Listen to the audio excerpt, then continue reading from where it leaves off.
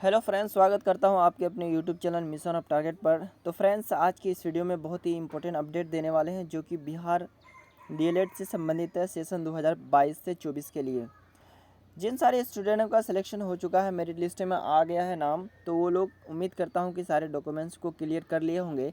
लेकिन एक नोटिस है हमारे सामने जो कि इंटरफेस के माध्यम से आपको दिखता है, और इसी नोटिस के माध्यम से आपको हम बताना चाहेंगे कि कौन कौन से डॉक्यूमेंट्स आपको इकट्ठा करके लेकर के जाना पड़े शिक्षण संस्थान, जहाँ पर जाने के बाद आपको ये ना लगे कि फिर से हम लोगों को ये चीज़ की कमी रह गई है। तो इस बात का अपडेट कर देना चाहूँगा कि आप लोगों को वहाँ जाने के बाद कितने सेट लेकर के जाना है और कितना सारा फाइल बना करके जाना है। फिर आपका जो लिफाफा होता है वो कितने रुपए का टिकट साट करके जाना है, तब आपका जो वेरिफिकेशन है, मतलब डॉक्यूमेंट्स वेरिफिकेशन, वो हो जाएगा।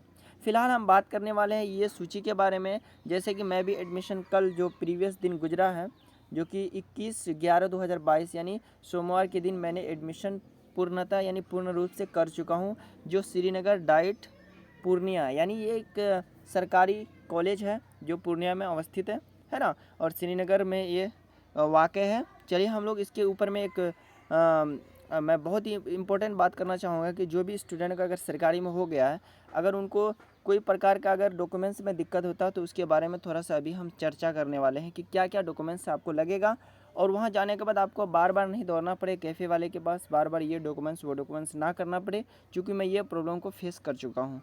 फिलहाल मैं बात करने वाला हूँ कि यहाँ पर कौन कौन से आपको डॉक्यूमेंट्स लगेगा। नामांकन हेतु जमा करने वाले आवश्यक दस्तावेज, यानी कौन कौन से दस्तावेज को आप जमा करेंगे जिसके उपरांत आपका एडमिशन सुनिश्चित किया जाएगा। फिलहाल हम बात करते हैं, पहला जो होगा आपका BSEB द्वारा इंटीमेशन लेटर। जो लेटर में आपका नामांकन होने के लिए उसमें आपका कॉलेज का नाम और बार कोड रेफरेंस कोड है, वो आपको सबसे पहले डाउनलोड करके उसको तीन तीन कॉपी कर लेना है, यानी 3 हार्ड कॉपी, जिसको हम लोग जीरोक्स कॉपी कह सकते हैं। जीरोक्स कॉपी 3 कर लेना है, ठीक है। और एक आपका जो मूल प्रमाण पत्र वगैरह जो ओरिजिनल सर्टिफिकेट है उसमें रखना है, और 2 आपका फ़ोटो स्टेट वाले फाइल में रखना है। फिलहाल इसकी कहानी ख़त्म हो गई। अब अगला चलते हैं हम लोग कि BSEB द्वारा वेबसाइट पर आवेदन पत्र की कॉमन एप्लीकेशन फॉर्म की प्रति छाया। तो कॉमन एप्लीकेशन फॉर्म किसको बोलेंगे, जिसमें आप लोगों के लिए काउंसलिंग की प्रक्रिया हुई थी, उनमें से आप लोगों ने अपना जो स्कोर वगैरह सब कुछ लिखा हुआ था, roll code, roll number, 10th 12th का, बोर्ड का नाम, उसके बाद उसमें आपका कॉलेज का नाम होगा, जितने सारे कॉलेज ने आपने दिया था, है ना, वो आपको एप्लीकेशन फॉर्म लगेगा, उसी को हम लोग एप्लीकेशन फॉर्म बोल सकते हैं, ठीक है। इतना क्लियर हो गया होगा उम्मीद करता हूँ। अब तीसरा पॉइंट क्या है आप लोगों के सामने के डीएलएड संयुक्त परीक्षा के लिए स्कोर कार्ड, रैंक कार्ड और कैटेगरी कार्ड, ओवरऑल का रैंक जो होता है ना, जिसमें आपका नंबर था, वो वाला भी डाउनलोड करके उसमें भी 3 कॉपी बनाइएगा, और तीनों में आप लोग उसमें अटैच कर दीजिएगा। ये कहानी तो ख़त्म हो गई। अब चौथे में चलेंगे हम लोग, क्या कि मैट्रिक का अंक पत्र और प्रमाण पत्र की मूल छाया। मैट्रिक का क्या होगा, मार्कशीट और मूल प्रमाण पत्र दोनों लेकर के जाना है, ठीक। दोनों ओरिजिनल तो ले लेगा, फिर उसका 2 फोटोकॉपी यानी जीरोक्स से कर लेना है, ठीक है। अब पाँचवें पॉइंट में क्या है, इंटर के अंक पत्र और प्रमाण पत्र मूल पत्र, ठीक है। तो मूल प्रमाण पत्र और मार्कशीट दोनों लेकर के जाना है, और दोनों का क्या करना है, फ़ोटोकॉपी कर करके फ़ोटोकॉपी वाले फ़ाइल पे और ओरिजिनल वाले फ़ाइल पर रख देना है, और उसको बना करके दे देना है, ठीक है। अब चलते हैं छठा नेक्स्ट पॉइंट में, क्या कह रहा है, 6 में क्या कहता है कि महाविद्यालय द्वारा निर्गत परित्याग पत्र यानी CLC या SLC, यानी स्कूल लिविंग सर्टिफिकेट या कॉलेज लिविंग सर्टिफिकेट, इसका फुल फॉर्म होता है। अगर दोनों में से कोई भी एक है, या उनमें के या फिर एक TC होता है, जो कि आपका ये भी बहुत इंपॉर्टेंस रोल निभाता है। अगर TC है आपके पास, तो TC बेस से भी काम चल जाएगा आपका, ठीक है। तो इतना सारा उम्मीद करता हूँ क्लियर हो गया होगा।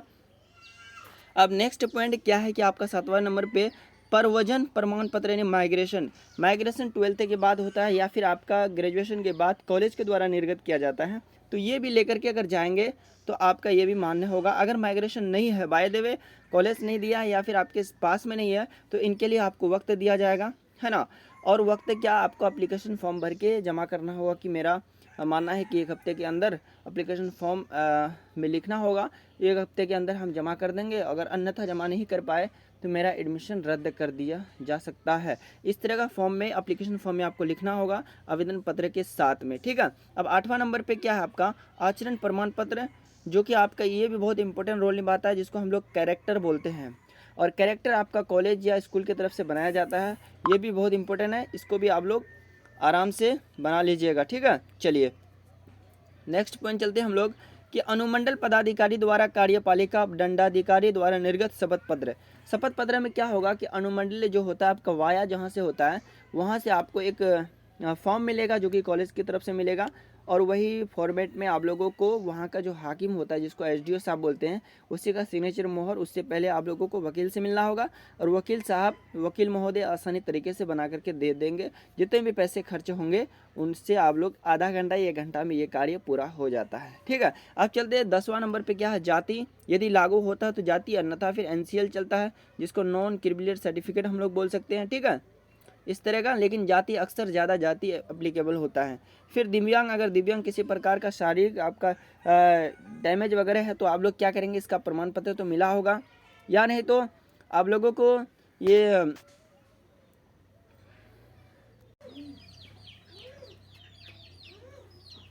तो यहाँ पर देखिएगा 11वां नंबर पे क्या है, दिव्यांग प्रमाण पत्र, यानी यदि आपका कोई भी शरीर के अंदर फिजिकल डैमेज है, यानी जिस प्रकार की डैमेज है उसके लिए आपको एक प्रमाण पत्र मिलेगा जो कि ब्लॉक लेवल की तरफ से मिलता है। अगर नहीं है तो इसका फिर आप लोग दिमाग नहीं लगाइएगा, ये नहीं लेके भी जाएंगे तो आपका काम चलेगा। और 12वां नंबर पे क्या है, पासपोर्ट साइज 5 रंगीन कलर फोटो होना चाहिए जो कि आपके पास होना चाहिए, वो आपका एडमिशन के वक्त लेगा। ठीक है, चलिए अगला देखते हैं हम लोग, नामांकन हेतु निर्धारण शुल्क डिमांड यानी डीडी ड्राफ्ट बैंक चेक के माध्यम से 11,000 रुपये 500, यानी 11,500 किसका लेगा,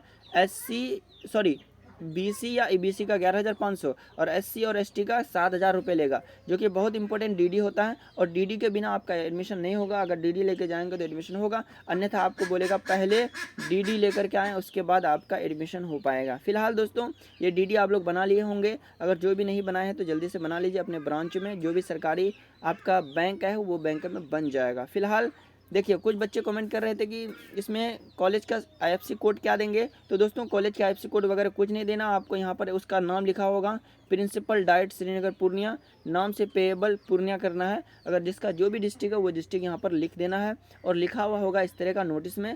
तो 13 नंबर पर ये था। अब 14 नंबर पर क्या है, आप लोग ध्यान से देखिएगा, ये बहुत इंपॉर्टेंट है कि पत्राचार हेतु स्वतः लिखा में 2 लिफाफे जिसमें 25 रुपये का डाक टिकट लगा हुआ हो, तो आप लोग क्या कीजिएगा, बुक सेंटर में जाके 2 लिफाफा लीजिएगा, उनमें से 25 रुपये का डाक टिकट चिपका दीजिएगा जिसमें आपको पोस्ट ऑफिस में मिलेगा, और ये चिपकाने के बाद वो ले जाके दे दीजिएगा उसको। ठीक है, तो वो सबमिट कर देंगे। उम्मीद करता हूँ कि ये सारे डॉक्यूमेंट्स अगर आप देंगे तो एडमिशन लेने में किसी प्रकार का जो बोर्ड मेंबर्स हैं वो आपको संकोच नहीं करेगा या फिर किसी प्रकार का वो उल्लंघन नहीं करेगा जिसके आधार पर वो एडमिशन रोक देगा। ठीक है, तो ये सारी प्रोसेस था, उम्मीद करता हूँ समझ में आ गई होगी।